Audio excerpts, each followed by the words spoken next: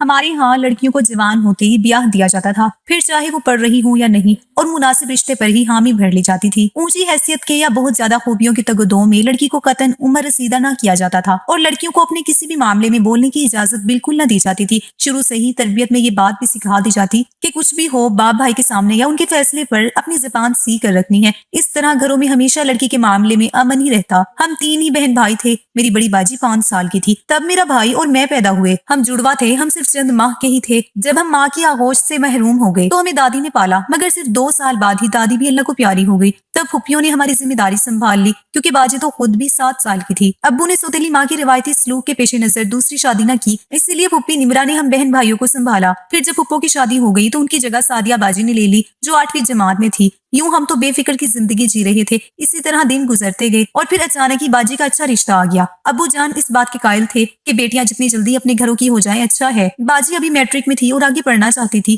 لیکن ابو نے بیٹی کی مرضی کی پرواہ کیے بغیر ان کا رشتہ طے کر دیا۔ جس دن ان کا نکاح ہوا اس روز میں نے باجی کی نگاہوں میں نمی دیکھی۔ میں سمجھی وہ ہماری جدائی کے خیال سے افسردہ ہیں، مگر انہوں نے باپ کے احترام میں ان کے الفاظ کی لاج رکھی اور اپنے جذبات کو قربان کر دیا، تاہم وہ یہ صدمہ نہ جھیل سکی۔ آگے بڑھنے کی آرزو پوری نہ ہو سکی تھی، اور شاید باجی کو یہ رشتہ بھی پسند نہ تھا، وجہ ہم بھی نہ جان پائے۔ خیر انہوں نے یہ بات دل پر لے لی، شادی کی تاریخ طے ہو گئی، مگر باجی چپ چپ رہنے لگی۔ میں نے ان دنوں ان کو کثرت سے عبادت کرتے ہوئے پایا۔ راتوں کو اٹھ اٹھ کر اللہ کے حضور گڑ گڑاتی اور شب بھر وہ روتی رہتی تھی۔ باجی کی شادی میں 15 دن رہ گئے تھے، ابھی کارڈ بھی نہیں چھپے تھے کہ والد صاحب کے ساتھ حادثہ پیش آ گیا۔ وہ بری طرح زخمی ہو گئے تھے۔ خدا کے کرم سے زندگی بچ گئی، لیکن کافی دن وہ ہسپتال میں رہے۔ اس طرح باجی کی شادی روک دی گئی۔ ابھی ابو مکمل طور پر صحت یاب نہیں ہوئے تھے کہ اچانک ہی باجی کی طبیعت بگڑنے لگی۔ وہ دن بہ دن کمزور ہوتی جا رہی تھی۔ اس دوران باجی کے ہونے والے دلہا زین بھائی بھی اکثر چکر لگاتے رہے۔ میں انہیں دیکھ دیکھ کر باجی کی قسمت پر رشک کرتی، کیونکہ دیکھنے میں تو وہ بہت اچھے لگتے تھے، خوبصورت بھی تھے اور اچھے عہدے پر بھی تھے۔ خیر باجی کی طبیعت تھی کہ سنبھل کے ہی نہ دی۔ اب تو ابا کو بھی فکر لاحق ہو گئی۔ کافی بڑے بڑے ہسپتالوں میں اور ماہر سے ماہر ڈاکٹروں کو دکھایا،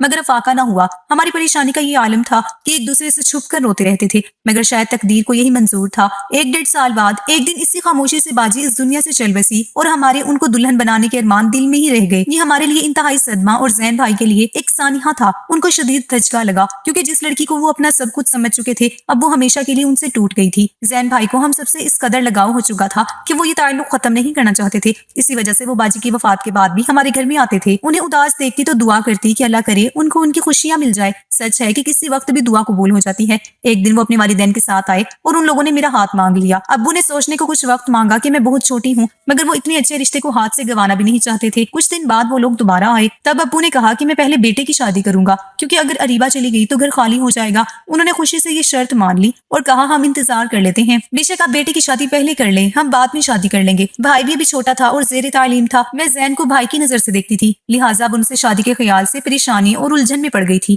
تاہم ابو کے فیصلے یا ابو کے سامنے بولنے کی جرت مجھ میں نہ تھی۔ اس طرح وقت گزرتے گزرتے 4 سال گزر گئے۔ پھر زین کے والد نے ابو سے درخواست کی کہ آپ نکاح کر دیں، رخصتی بے شک بعد میں ہو جائے گی، اس طرح ہم ایک پختہ یقین کے ساتھ آپ لوگوں سے وابستہ رہیں گے۔ والد صاحب نے بھی ان کی بات کو معقول جانا اور میرا نکاح زین سے کروا دیا۔ اب میں اس کے ساتھ نکاح کے بندھن میں بن چکی تھی، تو خود کو ذہنی طور پر تیار کر دیا کہ شاید اللہ کو یہی منظور ہوگا، تو اب الجھنوں میں پڑنے سے کیا حاصل ہوگا۔ مزید 1 سال گزر گیا، ہم نے FA پاس کر لیا، میں اچھے نمبر سے پاس ہوئی، مگر میرا بھائی بہت لائق ثابت ہوا۔ پورے بورڈ میں ٹاپ کرنے پر اسے بیرون ملک اسکالرشپ مل گیا تھا۔ والد صاحب کا خیال تھا کہ زین کے والدین انتہا درجے کے شریف لوگ ہیں، انہوں نے کمال صبر کا مظاہرہ کیا تھا، تو سوچا علی باہر پڑھنے جا رہا ہے تو نہ جانے کب واپس آئے، بیٹی کو اتنے لمبے عرصے تک بٹھائے رکھنا مناسب نہیں ہوگا، اب رخصتی کر دینی چاہیے۔ اسی لیے ابو نے ان لوگوں کو بلا کر رخصتی کی تاریخ دے دی۔ اس طرح آخرکار میں دلہن بن کر زین کے گھر آ گئی۔ دل دھڑک رہا تھا، نہ جانے میرا دل زین کو قبول بھی کرے گا یا نہیں، لیکن انہوں نے بڑے ارمان اور محبت سے مجھے اپنایا اور ہم اس بندھن میں بندھ گئے۔ اس نئے بندھن میں بندھنے کے بعد ہم خوش و خرم اور مطمئن رہنے لگے۔ میرے ذہن میں مرحومہ بہن کی جو تصویر چھپ گئی تھی اسے میں نے ہمیشہ ہمیشہ کے لیے اپنے دل میں دبا لیا اور اپنے شوہر کے ہمراہ زندگی گزارنے لگی۔ ہماری یہ سرشاری اور والہانہ پیار ساس سسر کو پسند نہ آیا۔ وہ ہر وقت زین کو کہتے تھے بیٹا عورت ذات بے اعتبار ہوتی ہے، اس کو زیادہ خود پر سوار کرنے کی کوئی ضرورت نہیں، اور یہ کہا کہ پاؤں کی جوتی سر پر نہیں پاؤں میں ہی صحیح رہتی ہے۔ میں ان باتوں سے پریشان ہو جاتی تھی، مگر صبر کے سوا کیا کر سکتی تھی، اور اسی طرح 11 ماہ گزر گئے۔ ان دنوں زین کا تبادلہ دوسرے شہر میں ہو گیا۔ وہ مجھے یہ یقین دلا کر گئے کہ رہائش کا بندوبست ہوتے ہی تم کو لے جاؤں گا، تو میں بے صبری سے ان کا انتظار کرنے لگی۔ یہاں میرا دل نہ لگتا تھا تو وہاں ان کا میرے بغیر دل نہ لگتا تھا۔ وہ 1.5 ماہ بعد ہی رہائش کا انتظام کر کے لوٹ آئے۔ सास ससुर के मना करने के बावजूद वो मुझे अपने साथ लेकर चले गए। यहाँ आकर हमारे दिन रात बहुत ही पुरसुकून गुजरने लगे। उस दौरान हम सास और ससुर के पास भी जाते रहे। मैं हर बार उनको कहती थी कि आप भी हमारे साथ आकर रहिए, मगर वो नहीं आते थे। जबकि हर बार सास ये ताना जरूर देती कि शादी को इतने बरस हो गए, औलाद नहीं हो रही। खुदा जाने हमने क्यों इसी घर में दोबारा रिश्ता ले लिया। एक मर गई और दूसरी बांझ मिली। खानदान का नाम चलाने वाला भी पैदा होगा या नहीं। वो अब मेरे शोहर को बहकाने लगी कि साल 2 साल और देख ले, बच्चा ना हुआ तो तुम्हारी दूसरी शादी करवा दूंगी। मेरे शोहर अपनी वालदा की इस धमकी को संजीदगी से न लेते। कहते हैं कि अम्मा, औलाद अल्लाह की देन है, आखिर कभी तो अल्लाह आपकी हमारी दुआ सुनेगा। मायूसी कुफ्र है और उम्मीद पर दुनिया कायम है। मैं डरती थी कि कहीं ज़ैन अपनी वालदा की बातों में आकर दूसरी शादी न कर ले और मुझे छोड़ न दे। इसी खौफ से अपना इलाज भी करवाती रही, लेकिन अल्लाह की मर्जी कि मेरी गोद हरी न हो सकी। एक दिन ज़ैन ने कहा, अब मैं अपने वालिदैन के घर मिलने भी नहीं जाऊंगा, क्योंकि वो लोग दूसरी शादी पर मुझे मजबूर कर रहे हैं। इनकार करता हूँ तो नाराज हो जाते हैं। ये सुनकर मैं रोने लगी और कहा कि वालिदैन के दबाव में आकर मुझे छोड़ ना देना। तो वो बोले, कैसी बातें करती हो, ऐसा तो कभी सोचना भी नहीं कि मैं तुमको छोड़ सकता हूँ। अपनी जिंदगी को कौन छोड़ता है? दिल की धड़कनें क्या दिल से जुदा हो सकती हैं? तो आइंदा ये बात कभी जहन में न लाना। मैं तुम्हारे सिवा किसी और के साथ जिंदगी गुजारने के बारे में सोच भी नहीं सकता। अगर औलाद की खातिर दूसरी शादी करनी होती तो तुम्हारे साथ साथ बरस कैसे गुजारता, पहले ही शादी न कर लेता। फिर मैं ज़ैन की तसल्ली से मुतमईन हो गई। शुक्र करती थी कि मेरा शोहर मुझसे मुखलिस है और अब मुझे फिक्र करने की भी कोई जरूरत नहीं है। मेरी माँ तो मेरे बचपन में ही वफात पा गई थी, तो मैं समझती थी कि सास भी माँ होती है, उनसे माँ का प्यार मिलेगा और उनको बेटी जैसा प्यार दूंगी। लेकिन ये ख्वाब ख्वाब ही रहा और मैं हाथ मलती रह गई। जब अली तालीम मुकम्मल करके लौटा तो अब्बू ने कहा कि मैं तुम्हारे भाई की शादी की तारीख रख रहा हूँ, तुम आ जाओ तो फिर शादी की तैयारियां करेंगे। मैंने ज़ैन को बताया तो उन्होंने कहा, हाँ हाँ, तुम्हें जरूर जाना चाहिए, जब कहोगी मैं तुम्हें पहुंचा आऊंगा। मगर उन्हीं दिनों मुद्दत बाद सास ससुर हमारे घर आए। वो पहली दफा हमारे घर आए थे। मैं खुश हो गई और दिल से उनकी खातिर तवाज़ो में लग गई। मगर मेरी सास मेरे भाई की शादी से नाखुश थी। कहने लगी कि हम तो इंतजार कर रहे थे कि तुम्हारे भाई का रिश्ता हमारे घर आएगा, यहाँ तो मामला ही उलट हो गया। मेरे शोहर को भी ससुर साहब ने खूब सुनाई कि तुम्हें बहन की फिक्र नहीं है। अब तुम बीवी को उसके घर पहुंचा दो जिस घर में हमारी बेटी नहीं जा सकती। उस घर की बेटी भी हमारी बहू नहीं रह सकती। मैंने ज़ैन से कहा कि आप मुझे पहले ही बता देते, मैं तो अब्बू से बात कर लेती। मगर वो बोले, छोड़ो अब इस किस्से को, मैं क्यों तुमसे दरख्वास्त करता। तुम्हें भी तो मेरी छोटी बहन नजर आ रही थी, तुमने खुद क्यों ना उसकी फिक्र की। उन लोगों की बातें सुनकर मैं परेशान हो गई। भाई की शादी की खुशी खाक में मिल गई। मुझे अफसरदा देखकर ज़ैन बोले, तैयारी करो, तुम्हें तुम्हारे वालिद के घर छोड़ाऊं। उनका फोन आया था, वो तुम्हारा इंतजार कर रही हैं। मैंने कहा, आपकी अम्मी अब्बू आए हुए हैं, इनको छोड़कर मैं नहीं जाऊंगी। इनकी खातिर तवाज़ो कौन करेगा। जब सास ससुर ने सुना तो वो कहने लगी, तुम जाओ, कोई बात नहीं, ये खुशी का मौका है, हम कोई गैर नहीं, अपने घर में आए हैं। बेटे से कहा, जाकर बहू को इसके वालिद के घर छोड़ाओ। उन्होंने कुछ इस अंदाज में बात की कि मुझे लगा वो दिल से कह रही हैं। फिर भी ज़ैन से कहा, मुझे अच्छा नहीं लग रहा कि मैं इनको छोड़कर जाऊं। वो बोले, अरे भाई, वो इजाजत दे तो रही हैं। यूं मैं मैके आ गई। जब शादी के कार्ड छप गए और अब्बू ने कहा, अब तुम जाओ और घर वालों के साथ शादी में आना ताकि उनको इज्जत महसूस हो।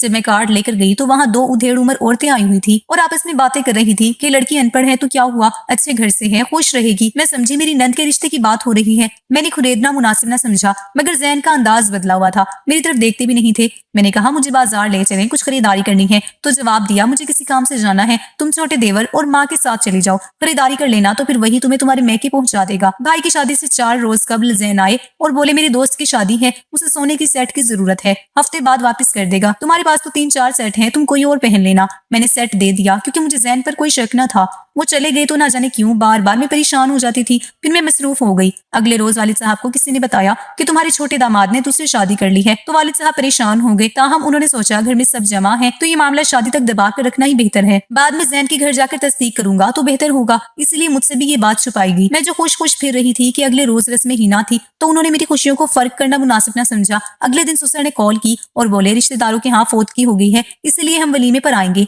वलीमे में ज़ैन और उनके वालिदैन आए और मुझे कहा कि हफ्ते बाद तुम्हें ले जाएंगे। हफ्ता इंतजार के बाद मैंने खुद जाने पर इसरार किया तो भाई ने कहा, हौसले से सुनो, तुम्हारे शोहर ने दूसरी शादी कर ली है। मुझे अपने कानों पर यकीन ना आया तो मैंने घर वालों से छुपकर अपने शोहर को फोन किया तो उन्होंने कहा, हाँ ये बात दुरुस्त है, अम्मी अब्बू ने जबरदस्ती मेरी शादी करवा दी है, मगर मैं उसे थोड़े दिनों बाद तलाक दे दूंगा। तुम किसी बात को दिल पर न लो, जल्दी आकर तुम्हें ले जाऊंगा। वालिद साहब ने पूछा, बेटी तुम क्या चाहती हो, सौतन कबूल है या फिर तलाक लेना चाहती हो? मैंने जवाब दिया, ना ही मुझे सौतन कबूल है और ना ही मुझे तलाक चाहिए। मैं इस सूरत में घर वापस जाऊंगी जब ज़ैन दूसरी बीवी को सास ससुर के पास रखे और मुझे अपने पास रखे। ज़ैन ने शर्त मान ली। नई बीवी को अपने वालिदैन के पास छोड़कर मुझे साथ ले गए। चंद दिन साथ रहे, फिर कुछ दिनों बाद दोबारा उसी शहर में जहाँ उनके वालिदैन थे वहाँ आ गए। अब वो 4 दिन वहाँ और 3 दिन मेरे पास होते। अब ज़ैन अकेले मेरे ना रहे थे। ये एहसास मेरी नींदें हराम कर देता था। अब्बू बीमार थे तो मैके में जाना पड़ा। ज़ैन बोले, चंद दिन बाद आकर ले जाऊंगा और फिर लेने ना आए। मैं इंतजार ही करती रही, यहाँ तक कि 1 साल बीत गया। वो एक बेटे का बाप बन गए और इस खुशी में मुझसे लाताल्लुक हो गए, लेकिन मैं उनको नहीं भूली। वालिद के घर में तन्हा रहती हूँ। भाई भाभी बैरून मुल्क जा चुके हैं और मैं आज भी इस फ्रेब जेब में जिंदा हूँ कि वो मुझे लेने जरूर आएंगे। हालांकि सब लोग समझाते हैं कि जैन की आस छोड़ दो, उसके 3 जवान बच्चे हैं, मगर इस दिल का क्या करूँ जो आज भी जैन के लिए तड़पता है। नाना अमेरिका में रहते थे, कभी कभार पाकिस्तान आते, अजीज और अकारिब से मिलते और लौट जाते। मेरी माँ उनकी इकलौती औलाद थी। उन्होंने अमेरिका में तालीम हासिल की। अपना वतन उनको अच्छा नहीं लगता था। एक बार तालीम मुकम्मल करने के बाद वो घूमने फिरने की गर्ज से पाकिस्तान आई तो मेरे वालिद के एक दोस्त के यहाँ ठहरी जो जागीरदार थे। उनका भतीजा फहद उनके पास रहा करता था। अम्मी को ये नौजवान पसंद आया और उन्होंने अपने वालिदैन को फोन करके अपनी पसंद से आगाह किया। तब उनके वालिदैन फौरन ही अमेरिका से आ गए और अपनी बेटी का रिश्ता फहद से तय कर दिया। मेरी मम्मा शुरू से समझदार और बाएतमाद थी, लिहाजा पसंद की शादी में कोई रुकावट पेश न आई। शुरू में तो सब ठीक ठाक चला। कुछ ही अरसे बाद मम्मा और पापा के रिश्ते में खटास आने लगी। पापा शराबी थे, बाजारी औरतों के भी रस्सियां निकले। बाकी सब ऐबो सवाब मेरी माँ को कबूल थे, लेकिन खाविन की बाजारी औरतों से दोस्तियां कबूल न थी। पापा नशे में धुत झूमते झामते रात गए घर आते तो मेरी माँ उनसे लड़ती झगड़ती और नौबत हाथापाई तक पहुंच जाती। उस दौरान मेरा भाई अहमद पैदा हो चुका था, जिसके लिए मम्मा बहुत परेशान थी। वो चाहती थी कि उनके बेटे की परवरिश पुरसुकून माहौल में हो। जब अहमद बाशऊर हुआ तो वो परेशान रहने लगा। माँ बेटे को गलत कामों से रोकती, पापा उसकी तरफदारी करते। तब मेरा भाई ये समझने लगा कि माँ मेरी खुशियों की राह में रुकावट डालती हैं और बाप अच्छे हैं, मुझसे प्यार करते हैं। जाहिर है हिमायत करने वाले को ही पसंद करता है, खा हिमायत गलत कामों पर हो। यूं अहमद अम्मी से लड़ने लगा और पापा को पसंद करने लगा। वो उनके ही साथ रहने लगा। नाना बीमार हो गए तो उन्होंने अपना बिजनेस और तमाम सरमाया अम्मी के नाम पाकिस्तान मुंतकिल कर दिया ताकि वो अपने वालिद का बिजनेस संभाल सके। कुछ दिनों बाद नाना चल दिए। ये वाकया मेरी पैदाइश से पहले का है। उन दिनों घर में लड़ाई झगड़े उरूज पर थे। पापा चाहते थे कि नाना का सरमाया और बिजनेस वो खुद डील करें और मम्मा का ख्याल था कि ससुर का रुपया हाथ लगते ही ये उसे अपनी आयशियों में उड़ा देंगे और आखिर में मेरे बच्चों के लिए कुछ ना बचेगा। जिन दिनों ये झगड़ा चल रहा था मैं पैदा हो गई। जब मेरी उम्र 6 माह थी, माँ ने मेरे वालिद से तलाक ले ली और सरमाया और बिजनेस अपने हाथों में ले लिया। तलाक के वक्त बेटे को बाप ने अपने पास रख लिया और मैं माँ के हिस्से में आ गई। मम्मा पर बिजनेस का बोझ था, उन्होंने मुझे आया के हवाले कर दिया। मुझे याद नहीं मेरी माँ ने मुझे संभाला हो। मैं नौकरानियों के हाथों में खिलौना थी, वही मुझे खिलाती पिलाती नहलाती धुलाती। जब बड़ी हुई तो मुझे बोर्डिंग हाउसिंग भेज दिया गया, क्योंकि ये हमारे तिबके का रिवाज था। हमें काउंटिंग में पढ़ाया जाता और बोर्डिंग हाउसिंग में भेज दिया जाता ताकि हम अंग्रेजी तहजीब और तौर तरीके अच्छी तरह से सीख लें और अंग्रेजी जुबान पर भी अबूर हासिल कर लें। मेरे वालिदैन के हल्का अहबाब में जागीरदार, सियासतदान, कारोबारी हजरात और बड़े सरकारी ओहदों पर फाइज लोग शामिल थे। हम बच्चों की दोस्तियां भी ऐसे ही लोगों के बच्चों से थी, क्योंकि हम जिन स्कूलों में पढ़ते थे वहाँ आम लोग अपने बच्चे बहुत कम पढ़ाते थे। हम उन तमाम बड़े बड़े लोगों को अच्छी तरह से जानते थे, लेकिन जब किसी महफिल में मम्मा पापा मौजूद होते और उस महफिल में हम इकट्ठे हो जाते तो अपने बाप को बस दूर से देखती थी, उनसे बात नहीं करती थी। मेरा भाई तो मेरी तरफ देखता तक न था। अम्मी ने तो हमेशा मुझे एतमाद दिया और किसी काम से नहीं रोका। मैं खुद एक मोहताज शख्सियत की मालिक थी। मेरी दोस्ती भी चंद मखसूस लड़कियों से ही थी। मैं लड़कों से दूर रहती, सिर्फ हेलो हाय तक ही बात महदूद रखती। हालांकि हम पर लड़कों से दोस्ती पर पाबंदी नहीं थी। मैंने BSc कर लिया तो यूनिवर्सिटी जाने का सोचा, तभी मम्मा ने सियासत में कदम रख दिया। वो हमारे इलाके की एक नामूर जागीरदार के मुकाबले में खड़ी हो गई। उस शख्स की जमींदारी की वजह से मेरे वालिद से अदावत थी। अब वालिदा से सियासी मुखालफत भी हो गई। उस शख्सियत का नाम ज़ीरक था। जब मेरा MBA का आखिरी साल था, अम्मी के कारोबारी हल्के के एक मारूफ बिजनेसमैन की बेटी की शादी थी। मारवी ना सिर्फ मेरी क्लास फेलो थी बल्कि वो मेरी दोस्त भी थी। मैं और मम्मा दोनों उसकी शादी में शरीक हुई। वहाँ वही जाने पहचाने चेहरे थे, वही बिगड़े रईस सादे दोस्तों के साथ बैठकर ड्रिंक करते या फिर गर्लफ्रेंड्स के साथ खुश गपियां। लेकिन उस तकरीब में मैंने एक ऐसा लड़का भी देखा जो न किसी दोस्त के साथ बैठा था और न किसी लड़की के साथ, बल्कि वो एक बूढ़ी खातून के साथ बातें कर रहा था। उसको मैंने पहले कभी नहीं देखा था। उसकी संजीदगी मुझको अजीब लगी। हफ्ते बाद दोबारा उसे यूनिवर्सिटी में देखा और बात करने में पहल की। तब उसने बताया कि वो ज़ीरक का बेटा है, यानी अम्मी के सियासी मद्दे मुकाबिल का। उसका नाम सुलेमान था और 1 माह पहले ही लंदन से आया था। जब मैंने उससे अपनी माँ का नाम बताया तो वो कहने लगा, हमारे सितारे नहीं मिल सकते। जब वो अपने मद्दे मुकाबिल का नाम सुनेंगी तो हरगिज़ खुश न होंगी। मेरी मम्मा बहुत रोशन ख्याल है, वो ऐसा नहीं सोचती। मैंने कहा, मैं इस नौजवान की जिंदा दिली और साफ गोई से मुतासिर हुई थी। अब हम यूनिवर्सिटी में अक्सर इकट्ठे नजर आते। मेरी साथी लड़कियां मुझे छेड़ती कि आखिरकार तुमने भी किसी लड़के से दोस्ती कर ही ली। मैं सिर्फ मुस्कुरा देती, लेकिन ये सच था कि मैं सुलेमान को चाहने लगी थी। जब उसे एहसास हुआ कि मैं उसे चाहने लगी हूँ तो वो खामोश हो गया। कुछ अरसे उसने मुझसे दूरी रखी, लेकिन एक रोज खुद ही फोन करके अपनी चाहत का भी इजहार कर दिया। पहली बार मुझे एहसास हुआ कि ये दुनिया कितनी प्यारी और कितनी खूबसूरत है। दिन तब बड़े सुहाने हो गए थे। सब कुछ अच्छा लगता था कि रोज मेरी सुलेमान से फोन पर बात होती थी। बेशक वो मुझे अच्छा लगता था, मगर मैं दोस्ती में हद से गुजर जाने को पसंद नहीं करती थी। हम रख रखाव से बातें करते, फिर मुलाकातें होने लगी। तभी मम्मा को भी पता चल गया कि मैं उनके सियासी मुखालिफ के बेटे से मिलती हूँ। मम्मा ने पूछा तो मैंने साफ कह दिया कि मैं सुलेमान को पसंद करती हूँ। उन्होंने समझाया कि ये लोग उनकी मुखालिफ पार्टी के हैं, ब्लैकमेल करने को मुझे ट्रैप भी कर सकते हैं, मुझे इस्तेमाल करके उनकी हार का सामान बना सकते हैं। मगर मैंने मम्मा को यकीन दिलाया कि उनके खदशात गलत हैं, ऐसा कुछ भी नहीं है। सुलेमान से बात करने और अपनी पसंद का इजहार करने में पहल मैंने की है। वो बोली कि फिर भी उस खानदान से भरोसा नहीं कर सकती जो ना सिर्फ उनकी सियासी मुखालिफ है बल्कि पहले से ही तुम्हारे वालिद से भी अदावत रखते हैं। मम्मा के लिए बहरहाल सुलेमान से मेरी दोस्ती एक बड़ी नाजुक सूरत हाल थी। एक तरफ बेटी की खुशी, दूसरी जानिब अपने मुखालिफों से हार मान लेना या फिर उनसे टकरा जाना। मेरे इसरार पर बिल आखिर वो सुलेमान के वालिदैन से मिली। न जाने उन लोगों के दरमियान क्या बात हुई कि सुलेमान यूनिवर्सिटी छोड़कर लंदन चला गया।